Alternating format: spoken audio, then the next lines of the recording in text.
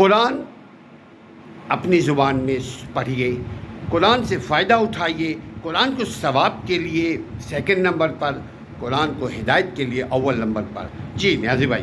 ہاں دیکھیں، قرآن کے معنی ہی ہیں سب سے زیادہ پڑھی جانے والی کتاب۔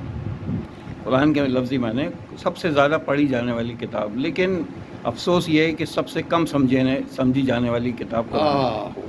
تو اس لیے بنیادی بات یہ ہے کہ قرآن کہیں سے بھی پڑھیں، آپ کہیں سے بھی اٹھا لیں، کہ ترجمہ ضرور پڑھیں، تاکہ آپ کو یہ پتہ چلے کہ اللہ تعالیٰ قرآن کریم میں کیا کہہ رہا ہے، کیا کہنا چاہتا ہے، کیا آپ سے کیا چاہتا ہے، وہ آپ کو کیا کرنا چاہیے، آپ کو دنیا میں کیا کرنا چاہیے، آپ کو آخرت میں کیا کرنا چاہیے۔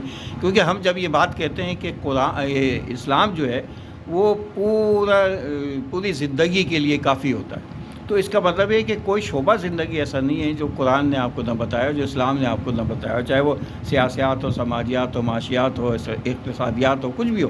قرآن نے مکمل ایک ضابطہ حیات ہے۔ جب آپ اس کو ضابطہ حیات کہتے ہیں تو اس کو اپنی عملی زندگی میں اس پہ عمل کرنا چاہیے، ایک ایک بات اس کی سمجھنی چاہیے، وہ کہاں کیا کہہ رہا ہے، کہاں کیا کہہ رہا ہے، کیا چاہتا ہے، کیا وجہ ہے۔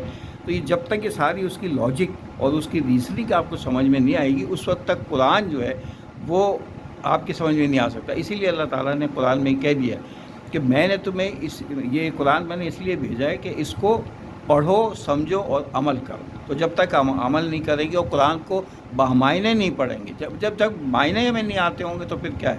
وہی جیسے یہ بات عمومی طور پہ کی جاتی ہے کہ بھئی ثواب کی کتاب بنا دی، بجائے اس کے کہ عمل اور نصیحت کی کتاب سمجھتے ہیں۔ تو اس لیے اس پہ عمل کرنا چاہیے۔ تو قرآن کو سمجھ کر پڑھیے اور قرآن کے ذریعے اپنی زندگی کو تبدیل کیجیے۔